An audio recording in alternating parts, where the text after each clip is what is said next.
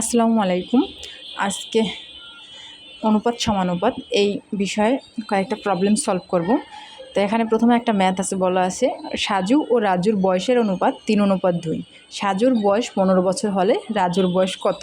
তো এখানে অনুপাত দেওয়া আছে 3:2, আর এখানে বলা আছে সাজুর বয়স। এটা মোট দুইজনের বয়স না, শুধু একজনের বয়স। তা এই প্রথম অনুপাতটা হচ্ছে সাজুর, আর এই দ্বিতীয় অনুপাতটা হচ্ছে রাজুর। তাহলে এখান থেকে আমরা দেখতে পারি এই 3 দিয়ে যদি আমরা 15কে ভাগ করি তাহলে 3 5 15, মানে এই 3-এর 5 গুণ। তাহলে এটা হচ্ছে সাজুর বয়স। সাজুর বয়স এই 3-এর 5 গুণ।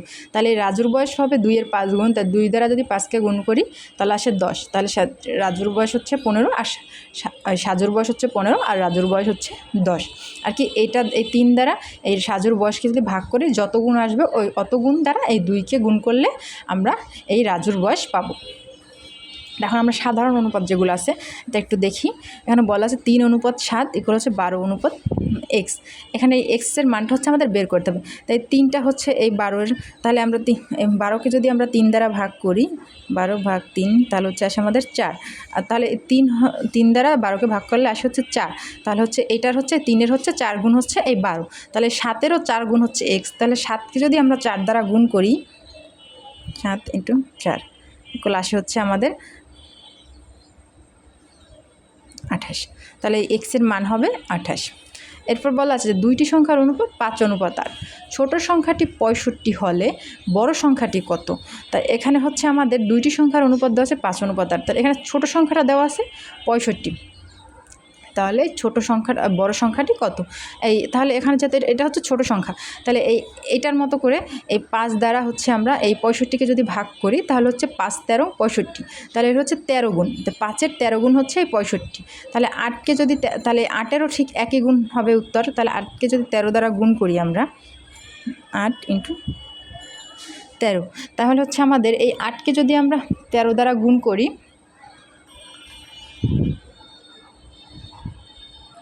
8কে 13 দ্বারা গুণ করলে আসে হচ্ছে আমাদের 4। তাহলে এই বড় সংখ্যাটি হচ্ছে 104। যেহেতু এই 5 হচ্ছে 65, 5কে যদি 65 দ্বারা ভাগ করি 13, তাহলে 5-এর 13 গুণ হচ্ছে আমাদের 65। তাহলে 8-এরও 13 গুণ হবে। তাহলে 8কে যদি 13 দ্বারা গুণ করি তাহলে আসে হচ্ছে 104। এই 104 হচ্ছে আমাদের বড় সংখ্যাটি। এরপর বলা আছে দুইটি সংখ্যার যোগফল 8। এখানে বলা আছে দুইটি সংখ্যার যোগফল 8 যদি সংখ্যাগুলোর অনুপাত 3:1 অনুপাতে থাকে তবে সংখ্যাগুলোর গুণফল কত? আচ্ছা, তো এখানে হচ্ছে বলা দুইটি সংখ্যার অনুপাত 3:1, আর এটা দুইটি সংখ্যার যোগফল হচ্ছে 8। এতক্ষণ আমরা করে আসছি ছোট সংখ্যা, বড় সংখ্যা বা একটি সংখ্যা। এখন যেহেতু দুইটি সংখ্যার যোগফল 8, তাহলে এই দুইটা সংখ্যার যোগফলই একটার মধ্যে আছে। এখন আমাদের এই যে অনুপাতটা হচ্ছে যোগ করতে হবে। 3 + 1 ইকুয়াল হচ্ছে আমাদের 4। তো এটা মোট হচ্ছে 4 গুণ। এখন এই 4 দ্বারা যদি আমরা 8কে ভাগ করি, 8 ভাগ 4, তাহলে আসে হচ্ছে 2। তাহলে প্রত্যেক অংশের মান হচ্ছে আমাদের 2। তো এখন এখানে আছে একটা অনুপাত আছে 3 আর একটা অনুপাত হচ্ছে 2। তাহলে এখন যদি আমরা এই 3 × 2, 3 দ্বিগুণে 6, আর এক অনুপাত হচ্ছে কত? 1 × 2।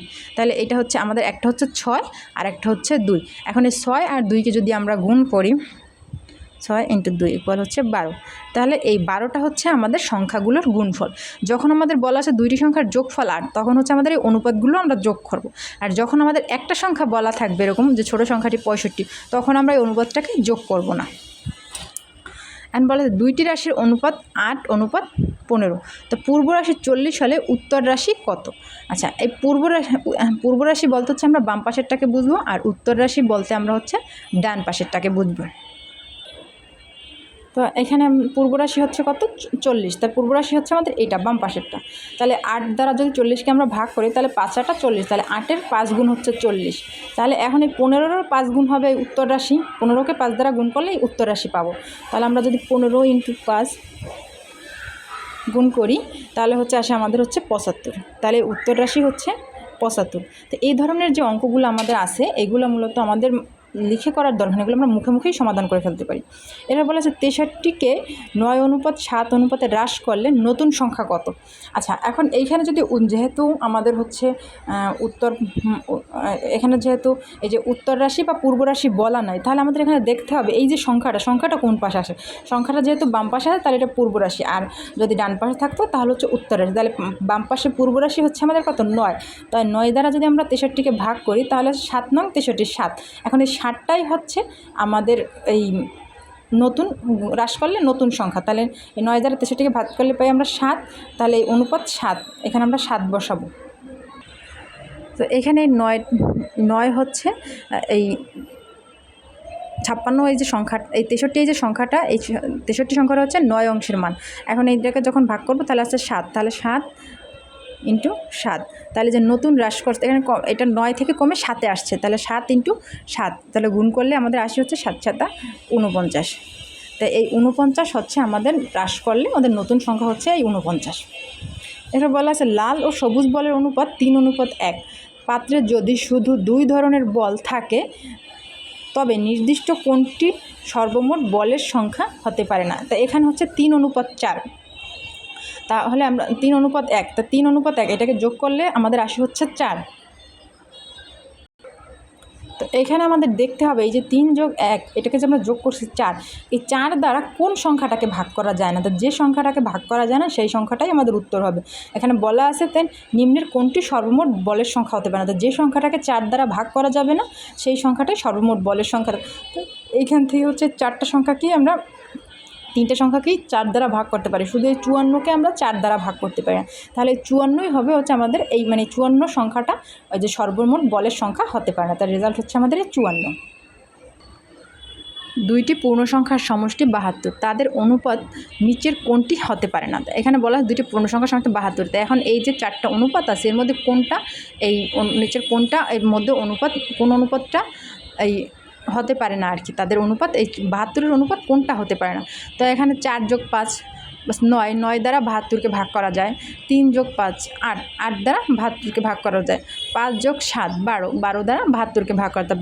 3 + 4 7, এই 7 দ্বারা 72কে ভাগ করা যায় না। তাহলে এই 3:4 এটাই হবে উত্তর। বলা হয় তাদের অনুপাত নিচের কোনটি হতে পারে না। তাই 3:4 এটা হচ্ছে 72-এর অনুপাত হতে পারে না। একজন লোক সপ্তাহে 2200 টাকা আয় করেন এবং 1650 টাকা ব্যয় করেন, তাহলে তার সঞ্চয়ের সাথে আয়ের অনুপাত কত? তাহলে আগে হচ্ছে আমাকে এই লোকটার সঞ্চয় বের করতে হবে। তো আয় থেকে যদি আমরা ব্যয়টা বিয়োগ করি তাহলে তো আমাদের সঞ্চয় বের হয়ে আসবে। এই 2200 - 1650, তাহলে এখানে হচ্ছে হচ্ছে আমাদের, তো এই 550 টাকা হচ্ছে সঞ্চয়।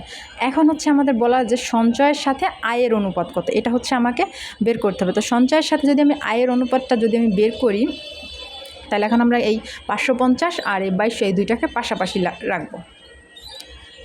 550 অনুপাত 2200।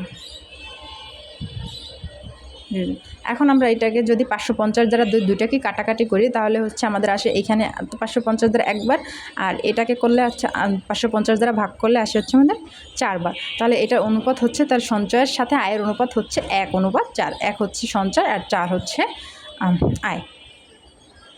এরপর বলা আছে একটি দ্রব্য 15% লাভে বিক্রয় করলে ক্রয় মূল্য ও বিক্রয় মূল্যের অনুপাত কত? আচ্ছা, তাহলে বলা আছে 15% লাভে বিক্রয় করছে, তাহলে ক্রয় মূল্য আর বিক্রয় মূল্য, যেহেতু ক্রয় মূল্য আগে লেখা আছে আমরা আগে ক্রয় মূল্য লিখলাম, এরপর হচ্ছে বিক্রয় মূল্য। তো এখন সবসময় ক্রয় মূল্য আমরা জানি যে 100 থাকে। এখন বলছে 15% লাভ 25% লাভে বিক্রয় মূল্য, তাহলে 25% লাভে বিক্রয় মূল্য হচ্ছে 125, তাহলে 100 অনুপাত 125। এখন যদি আমরা এটাকে সর্বনিম্ন যে সংখ্যাটা দ্বারা ভাগ করলে আর ভাগ করা যায় না সেই সংখ্যাটা দ্বারা আমরা ভাগ করবো। তো 25 দ্বারা আমরা ভাগ করি তাহলে 25 দ্বারা 100কে ভাগ করলে আসে হচ্ছে আমাদের 4 অনুপাত, আর 125কে যদি 25 দ্বারা ভাগ করি তাহলে হচ্ছে আমাদের আমরা 5, তাহলে 4:5। তাহলে ক্রয় মূল্য ও বিক্রয় মূল্যের অনুপাত হচ্ছে আমাদের 4:5।